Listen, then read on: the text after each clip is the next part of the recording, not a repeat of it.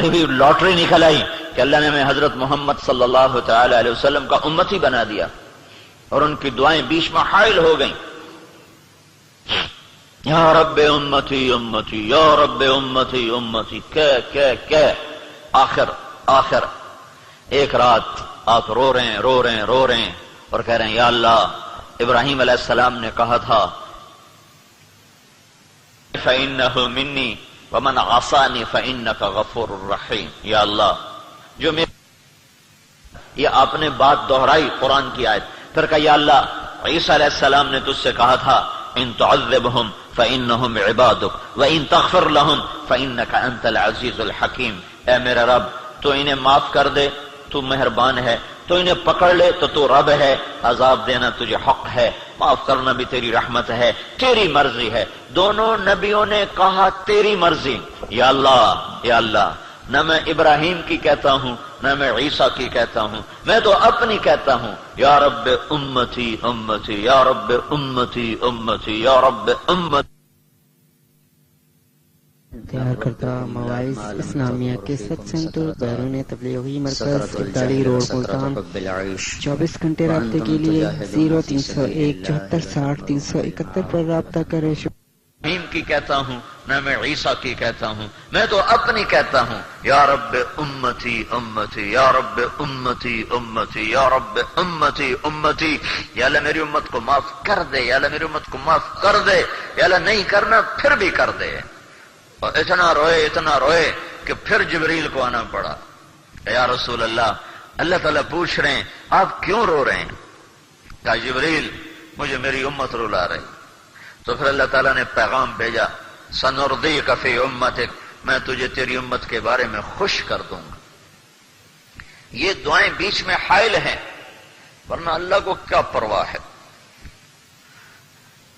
ما خلقکم ولا بعثکم الا کنفس واحدہ، تم سب کو مار دوں ایسا جیسے میں نے ایک کو مارا، تم سب کو اٹھا دوں ایسا جیسے میں نے ایک کو اٹھایا، کیا حیثیت ہے اتنگے پروانے میں اور ہم میں؟ کیا فرق ہے اس شہنشاہ عظیم کے دربار میں؟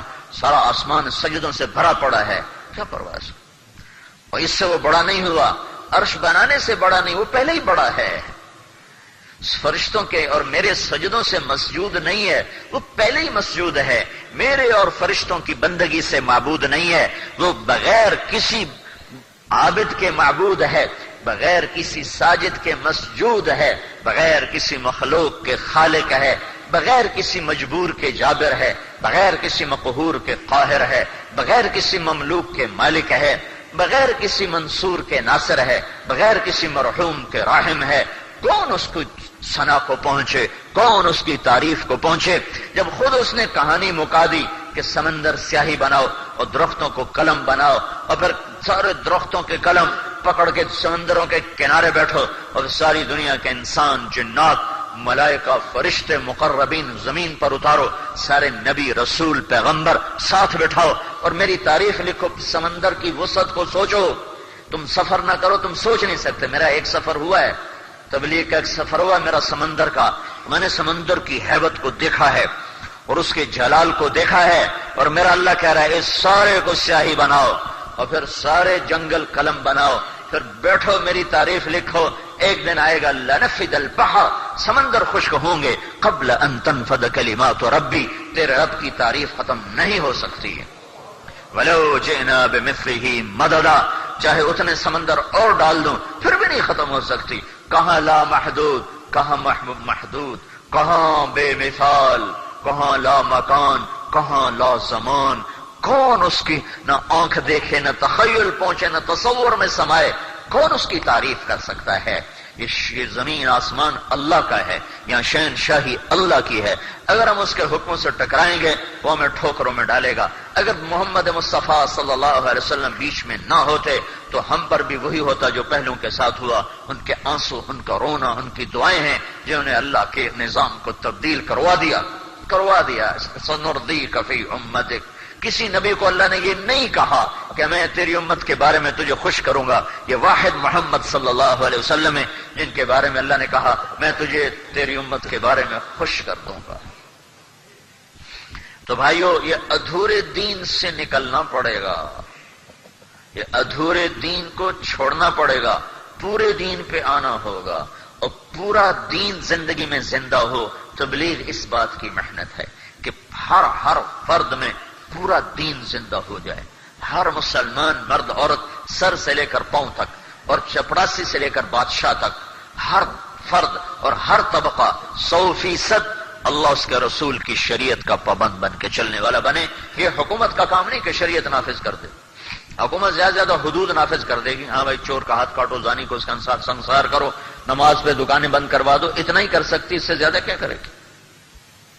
سعودی حکومت نے کیا ہے نا، وہ دکانوں کے شٹر گرا کے اندر بیٹھے ہوتے۔ ابھی کل ایک حاجی مجھے بتا رہا تھا کہ حرم کے سامنے، حرم شریف بیت اللہ کا، میں وہاں پیچھے مجھے جگہ ملی رش کی وجہ سے، تو جب وہ اذان تکبیر شروع ہوئی تو دکانداروں نے شٹر گرا کے اندر بیٹھے، باہر نماز ہو رہے اندر بیٹھے۔ تو حکومت اتنا ہی کر سکتی، اس سے آگے نہیں کر سکتی۔ دین دل کی حکومت سے چلتا ہے، اندر کی اندر۔ جب دل اللہ کی طرف پھرتا ہے تو رات کے اندھیروں میں کون اٹھاتا؟ خود لوگ اٹھے ہوتے۔ راتوں کو سجدے کون کرواتا ہے؟ راتوں کو کون رولاتا ہے؟ وہ اندر کا دل ہوتا ہے جو اسے بستر سے اٹھا دیتا ہے، بیوی کے پہلو سے جدا کر دیتا ہے اور اللہ کے دربار میں جھکا دیتا ہے، اور کروڑوں کے نفعوں کو لات مار دیتا ہے کہ جھوٹ نہیں بولوں گا، سچ پہ چلوں گا۔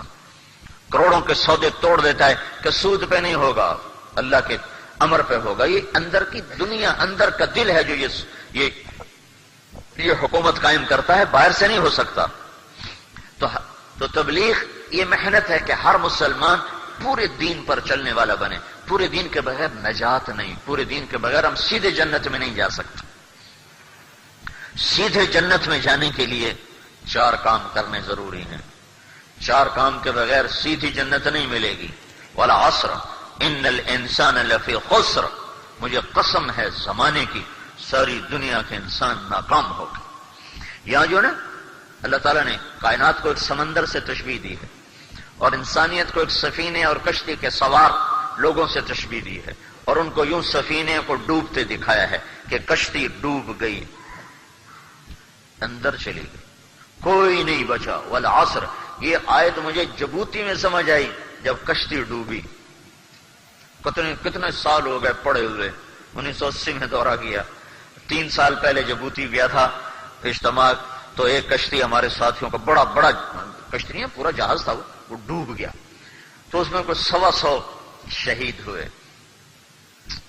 تو مجھے اس دن یہ آیت پوری طرح سمجھ آئی، والعصر ان الانسان لفی خسر۔ اللہ قسم ہے زمانے کی، اللہ کہتا ہے ساری کشتی ڈوب گئی، انسانیت کی کشتی ڈوب گئی۔ میں جب ہم پہنچے نا اجتماع کی جگہ، تو پیچھے سے فون آیا، تو شیخ سالم امیر تھے، انہوں نے کہا کہ ہماری آنکھوں کے سامنے وہ کشتی تھی، ہم آگے تھے وہ پیچھے تھے، تو وہ اس میں وزن زیادہ ڈال دیا تھا، وہ تجارتی تھی کشتی، ہماری کشتیوں نے اسپیشل کی تھی ہمیں آگے لے جانے کے لیے۔ تو میرے ذہن میں سارا اس کا خاکہ تھا، ہمارے ساتھ ہم یوں نکلے، وہ پیچھے کھڑے ہیں، ہم سے آدھا گھنٹہ بعد وہ روانہ ہوئے، اور 1 کلومیٹر بعد جا کر وہ ڈوب جاتے ہیں۔ تو شیخ سالم نے کہا کشتی غرقت السفینۃ، کشتی ڈوب گئی۔ تو بن سوچے میں نے کہا کوئی بچا؟ ایک دم کوئی بچا؟ ابھی پتہ کوئی۔ تو اس دن مجھے یہ آیت سمجھ میں آئی، والعصر، قسم ہے زمانے کی، ان الانسان لفی خسر، ناکامی کو سمندر دکھایا ہے اور انسانیت کو کشتی دکھایا ہے، اور انسانیت کی کشتی کو ناکامی کے سمندر میں ڈوبتے دکھایا ہے کہ سارا فیصلہ آباد اور سورو ہند سندھ ناکامی کے سمندر میں غرق ہو گیا۔ اس خبر کے ساتھ فوراً بن سوچے اضطراری طور پر انسان خود سوال کرتا کوئی بچا؟ جیسے میں نے کہا تھا کوئی بچا بھی صحیح؟ تو اللہ تعالیٰ نے کہا ہاں بچ گئے، کچھ بچ گئے، جو 4 کام کرنے والے تھے وہ بچ گئے، باقی سارے چلے گئے۔ 4 کام والے بچے ہیں، باقی سب گئے۔ کون؟ الا الذین آمنوا، جو ایمان لائے، وعملوا الصالحات، جنہوں نے زندگی کو اللہ کے رسول کی زندگی کے مطابق ڈھال دیا، وتواصوا بالحق، کہ جنہوں نے دعوت کا کام کیا، حق کی دعوت دی، اور صرف دعوت نہیں دی، وتواصوا بالصبر، بلکہ صبر کے ساتھ جمے رہے۔ یہ 4 جن کے پاس تھے نا ہوا کے مشکزے، وہ جب ہم چلیے نا اندر سمندر میں وہ جب تھی تو انہوں نے وہ لائف جیکٹس نکال لی، وہ جن میں ہوا بھرتے ہیں نا، وہ انہوں نے نکال کے نا پہننا شروع کر دی کہ اگر کچھ ہو جائے تو وہ لائف جیکٹس ہیں جس میں ہوا بھر لیتے ہیں، تو وہ اوپر نیچے کوئی ہو بھی جائے تو وہ تیرتے رہتے ہیں، پیچھے سے مدد آ جاتے ہیں، نکال لیتے ہیں۔ تو اللہ تعالیٰ ہمیں 4 لائف جیکٹ بتا رہا ہے کہ 4 غبارے بھرو تب تیر سکو گے، 4 غبارے بھرنے پڑیں گے۔ الا الذین آمنوا، ایمان، سارے کافر ناکامی میں چلے گئے۔ وعملوا الصالحات، عمل بھی بناؤ تو ایمان والے ناکامی میں چلے گئے۔ وتواصوا بالحق، دعوت دو تو عمل والے ناکامی میں چلے گئے۔ وتواصوا بالصبر، اور صبر بھی ہو تو سارے تبلیغ والے ناکامی میں چلے گئے۔ لیکن یہاں ناکامی اور ہے، پہلی ناکامی اور ہے۔ پہلی ناکامی کیا ہے؟ والعصر ان الانسان لفی خسر، ساری دنیا کے انسان جہنم کے سمندر میں غرق ہو گئے اور اللہ کی ناراضگی اور غیظ و غضب کا شکار ہو کر جہنم کی آگ میں چلے گئے۔ پہلی ناکامی یہ ہے۔ کوئی بچا میرے مولا کہاں؟ الا الذین آمنوا، ایمان والے بچ گئے، ایمان والے بچ گئے۔ تو پہلے گئے دوزخ میں اور گئے ہمیشہ کے لیے، ایمان والے بچ گئے۔ وعملوا الصالحات، ایمان والے دوزخ میں نہیں جا رہے۔ اب اگلا مقام وعملوا الصالحات، ہاں ایمان والے بھی دوزخ میں جائیں گے۔ کون؟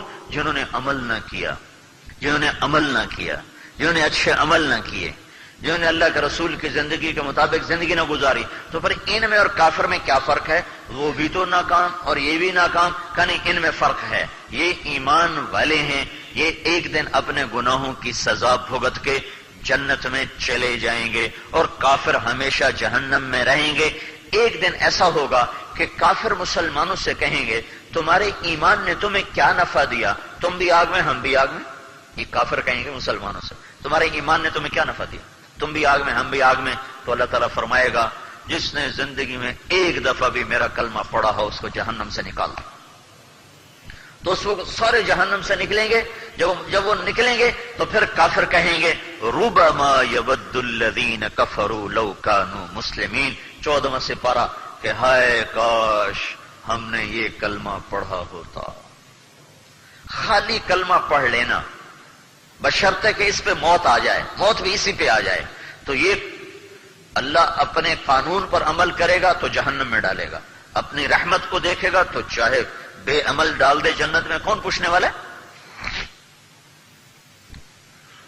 کفل، میرے نبی نے فرمایا چند دن پہلے ترمذی کے سبق میں یہ حدیث آئی، بنو اسرائیل کا ایک شخص تھا، اس کا نام تھا کفل، ذل کفل نبی ہیں یہ کفل، ساری زندگی اس کی شراب اور زنا میں تھی، ہر رات نئی عورت اس کے پہلو میں تھی۔ ایک رات ایک عورت وہ لے کر آیا 60 دینار دے کر، 60 دینار آج کا 6 لاکھ روپیہ بنتا ہے۔ 6 لاکھ ایک رات میں جو زنا پہ خرچ کر دے اس کو کتنا رزق ملا ہوا ہوگا۔ تو جب وہ کمرے میں داخل ہوا تو وہ لڑکی رونے لگی، تو اس نے کہا کیوں روتی ہو؟ اس نے کہا میں پیشہ ور نہیں ہوں، مجھے بھوک نے یہاں تک پہنچایا ہے اور میں اپنی عزت کے لٹنے پہ رو رہی ہوں۔ تو ایک دم اس کے چہرے کا رنگ بدل گیا اور اس نے کہا جا، اللہ تجھے تیری عزت مبارک کرے اور تو میرے لیے دعا کر، میں توبہ کرتا ہوں، آج کے بعد میں کسی گناہ کے قریب نہیں جاؤں گا۔ وہ لڑکی گھر میں نہیں پہنچی تھی کہ پیچھے یہ مر گیا، موت سر پہ کڑی تھی، مر گیا۔ تو چونکہ اس کی نافرمانی جگ جہان میں مشہور تھی تو کہیں یہ کوئی شاید اس کا جنازہ نہ پڑے، تو اللہ نے اس کے دروازے کے اوپر جب صبح لوگ اٹھے، کسی کو نہیں خبر کہ کفل مر گیا، صبح جب لوگ اٹھے تو اس کے دروازے کے اوپر لکھا ہوا تھا ان اللہ قد غفر للکفل، اللہ نے کفل کی بخشش کر دی۔ ہاں، شہنشاہ ہے، تھانے دار نہیں ہے، کریم کریم ہے، رحیم رحیم، لیکن اس کی رحمت کا مطلب غلط نہیں ہے۔